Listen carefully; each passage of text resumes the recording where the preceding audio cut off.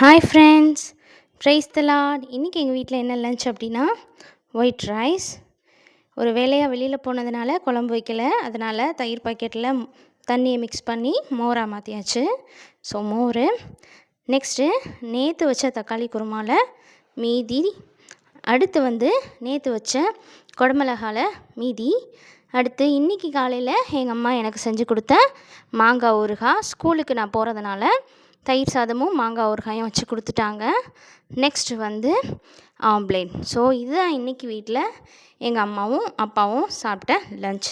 நான் வெறும் தயிர் சாதமும் ஊறுகாயும் வச்சு சாப்பிட்டுக்கிட்டேன். ஸோ இந்த வீடியோ உங்களுக்கு பிடிச்சிருந்துச்சு அப்படின்னா மறக்காமல் பிளெஸ்ஸிங் கிச்சன் சேனலை சப்ஸ்கிரைப் பண்ணிடுங்க.